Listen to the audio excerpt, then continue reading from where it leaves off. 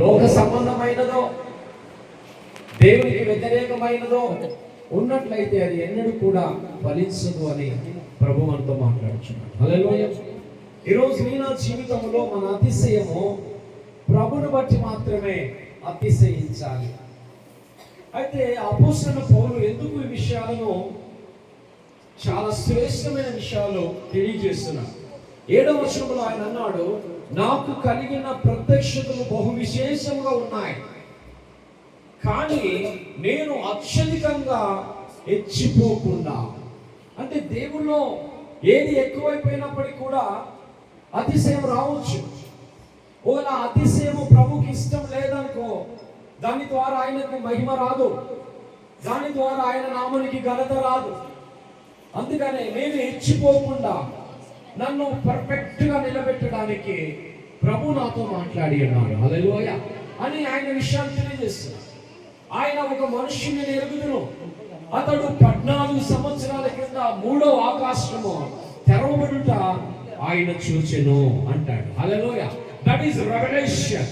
ఈరోజు నీ నా జీవితంలో దేవుని ప్రత్యక్షతను సంపాదించుకుంటే, దేవుని యొక్క ఆశీర్వాదాన్ని నువ్వు కలిగి ఉంటే, నీ జీవితంలో అనేక తరాలకు మనం ఆశీర్వాదకరంగా ఉంటాం. హల్లెలూయా. గట్టిగా చెప్పలు కొట్టండి దేవునికి మహిమ కలుగును. నీ నా అతిశయం అనేది ప్రభుని బట్టి మాత్రం ఉండాలి.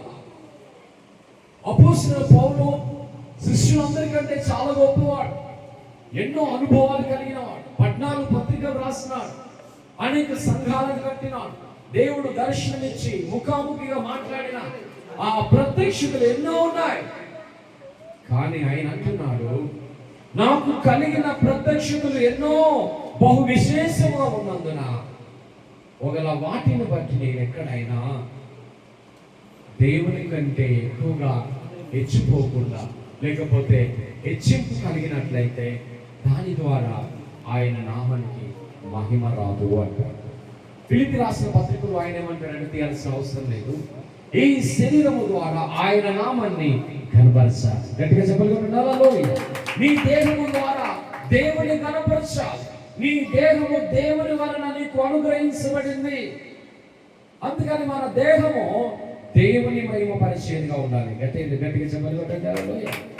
నీ దేహము ద్వారా దేవుడు కనపరచబడాలి. అందంగా ఉన్నా అందంగా లేకపోయినా, నువ్వు ఎలా ఉన్నా పర్వాలేదు, నీ స్వరాన్ని బట్టి, నీ మాటను బట్టి, నీ క్రియలను బట్టి ఆయన ఆనందించాలి. హల్లెలూయా. నా క్రియలను బట్టి, నా అతిశయాన్ని బట్టి ప్రభు ఆనందించాలి. అది దేవుడు కోరుకుంటాడు. హల్లెలూయా. ఈరోజు నా జీవితంలో ప్రభు మాట్లాడుతున్న విషయాలు పౌలు గారు అంటున్నాడు, నాకు అనేక బహు విశేషముగా ప్రత్యక్షతలు ఉన్నాయి. అయితే వాటన్నిటిని బట్టి నేను ఎక్కడైనా అత్యధికంగా హెచ్చించుకుంటే కానీ, బలహీన పడితే దేవుడు బాధపడతాడు. అందుకని దేవుడు ఏం చేశాడంటే, హెచ్చిపోకుండా నా శరీరంలో ఒక ముళ్ళు అన్నాడు.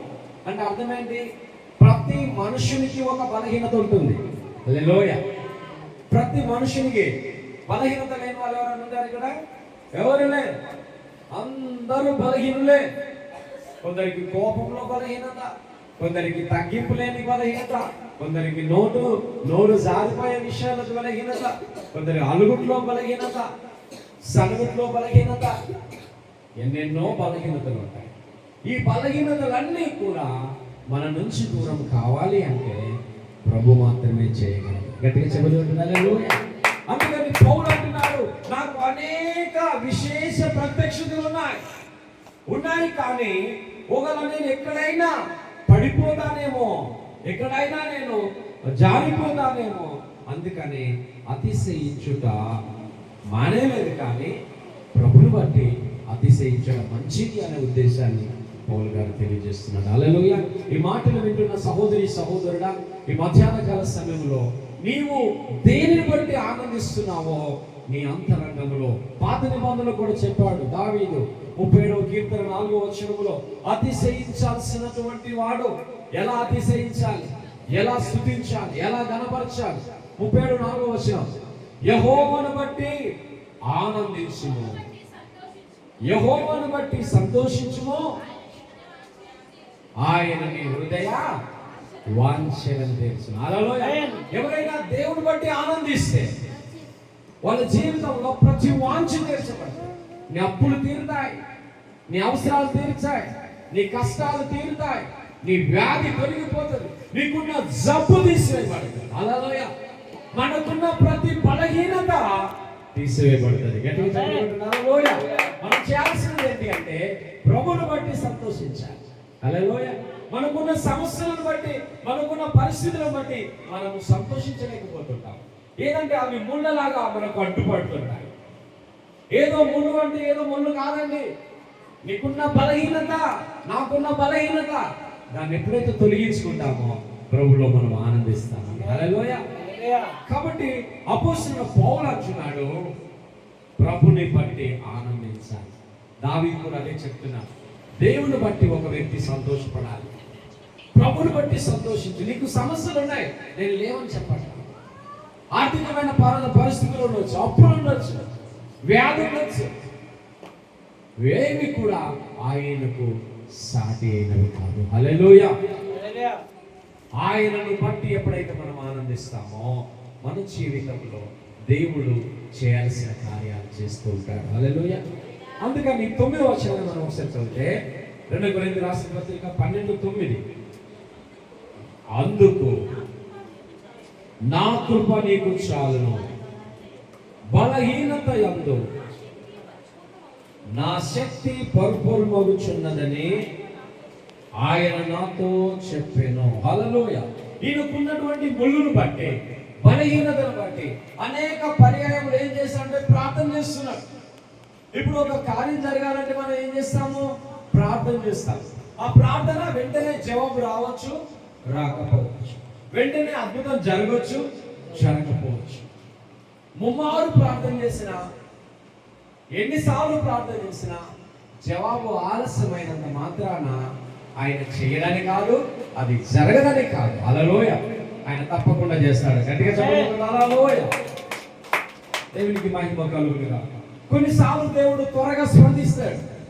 కొర్నేలి ప్రార్థన చేశాడు, త్వరగా స్పందించాడు.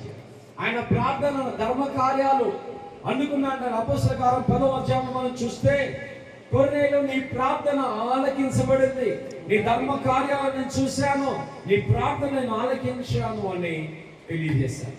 అదే అబ్రాహాము తన జీవితంలో ఎన్నో సంవత్సరాలు ప్రార్థించాడు. తన భార్య గొడ్రాలుగా ఉన్నది, తనకు పిల్లలు లేరు, దాని విషయంలో చాలా ఆయన నలిగిపోవచ్చు. అదే యోబు చూసినట్లయితే ఆ దేశంలో చాలా గొప్పవాడు, ఆయనను మించి ఏ గొప్ప ధనవంతుడు లేడు. ఆయనకున్న గొప్ప ధనమే కాదు, ఆయన యథార్థవంతుడు, న్యాయవంతుడు, పాపం లేకుండా పరిశుద్ధతలో నీతి యథార్థత కలిగి, అంతేకాదు దేవుని యందు భయభక్తులు కలిగిన వ్యక్తి. గట్టిగా చెప్పగలుగుతున్నాడు. తన జీవితంలో ఇంత గొప్ప సుగుణాలు ఉన్నాయి, ఇంత మంచి లక్షణాలు ఉన్నాయి, అయినప్పటికీ కూడా దేవుడు ఆయన జీవితంలో సాతానుకు అవకాశం ఇచ్చేలాగా చేశాడు. సాతానుకే చెప్పేశాడు, నా యోబు సాక్ష్యం చూడు, నా యోబు నీతి చూడు, ఆయనను పరీక్షిస్తే నువ్వు ఒకసారి పరీక్షించు అన్నప్పుడు ఎవరు అనుమతించారండి? దేవుడే అనుమతించారు. ఎందుకు? అబ్రహామును ఎవరు పరిశోధించారు? దేవుడే పరిశోధించారు. ఈ మధ్యాహ్న కాల సమయంలో ప్రభు మనతో మాట్లాడుతున్న విషయాలు ప్రవచనాత్మకమైనవి. హల్లెలూయా.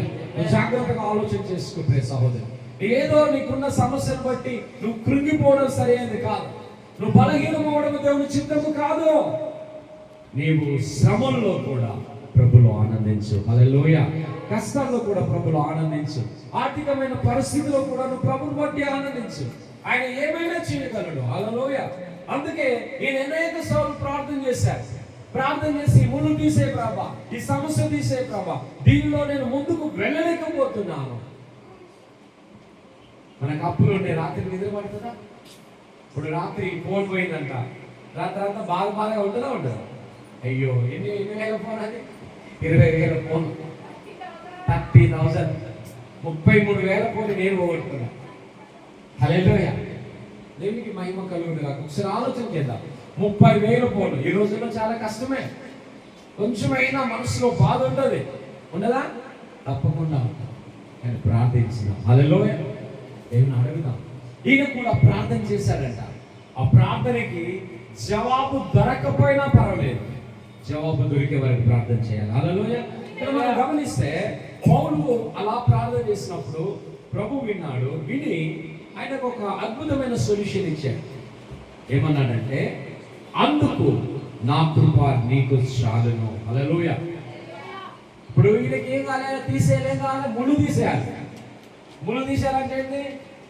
నీ ఎన్నుముకలో నా ఎముక తీసేయాలనట కాదు, నీ సమస్య తీసేయాలి. హల్లెలూయా. నీకున్న హెడ్ఏక్ తీసేయాలి, నీకున్న బ్యాక్ పెయిన్ తీసేయాలి. అంతే కదా. ఇప్పుడు బ్యాక్ పెయిన్ పోవాలి ప్రభువారు ప్రార్థన చేశారు. ఇంకా నడుము నొప్పి ఎక్కువైపోయింది అనుకో, అప్పుడు ఏమనుకుంటాను, ఏంటి ప్రభు నడుము నొప్పి తీసేవాటిగా నొప్పి ఎక్కువ పెంచావేంటి? మరి కొన్నిసార్లు పెంచుతాడు ఆయన. నిజమే. ఎందుకో తెలుసా?